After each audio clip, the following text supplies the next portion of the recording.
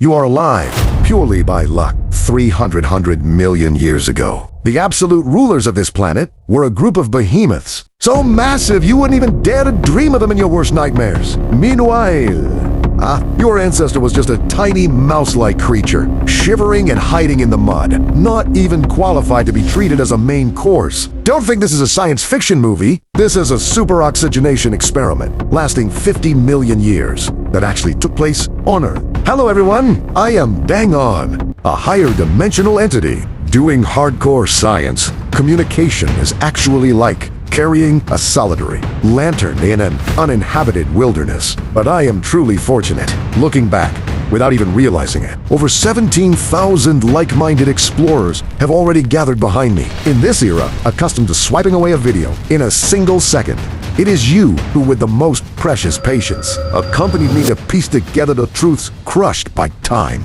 If you too are obsessed with the madness and miracles of this planet, you are welcome to settle down in my camp. But for now, please grip the torches in your hands tightly, because what we are about to step into next is an Asura field, where even breathing will invite a fatal disaster. That era was called the Carboniferous period. As the name suggests, more than half of the coal burned by humans. Today is actually the remains left behind by the ancient forests of that era. But behind this endless coal, there lies a fatal bug in the history of Earth's At that time, plants evolved tough lignin and grew into towering trees dozens of meters high. However, on Earth's technology tree, fungi capable of decomposing lignin lagged far behind in evolving. This meant that after the big trees fell, they could not rot at all. They could only accumulate layer upon layer in the swamps, locking the carbon tightly underground. Plants only breathed out oxygen without releasing carbon dioxide. This caused a deadly temptation to permeate Earth's air, an oxy content as high as 35%. This extra 14% of oxygen was not a gift from nature, but rather turned the Earth into an out-of-control monster-making machine.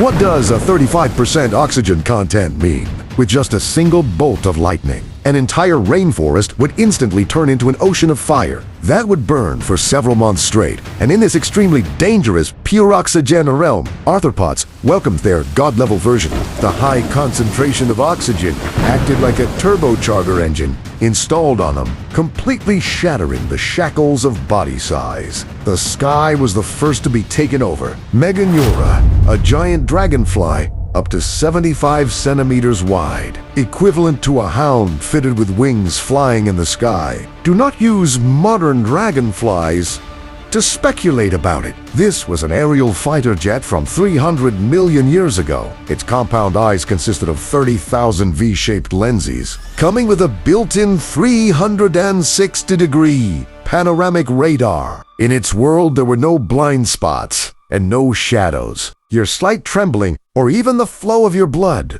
it could hover or fly backward and instantly change direction during a dive. When it silently hovered over your head, what you felt was a kind of despair originating from the evolutionary level. All of your escape routes had already been completely simulated within its visual supercomputer in 0.03 seconds. Its mandible would snap out and your ancestor would be torn to pieces before even having time to feel the pain. If you thought hiding in a crack on the ground would let you escape a disaster, the rainforest on the ground was definitely an even more brutal slaughterhouse. Crawling on the damp carpet of ferns was a 26-meter-long, 50-kilogram, armor-trained Arthroplura. Humanity feared it for a whole century, thinking it was a tyrant that swallowed things alive and skinned them raw. But just in the year 24, scientists decoded its gut fossil and arrived at a conclusion that caught everyone off guard. This most majestic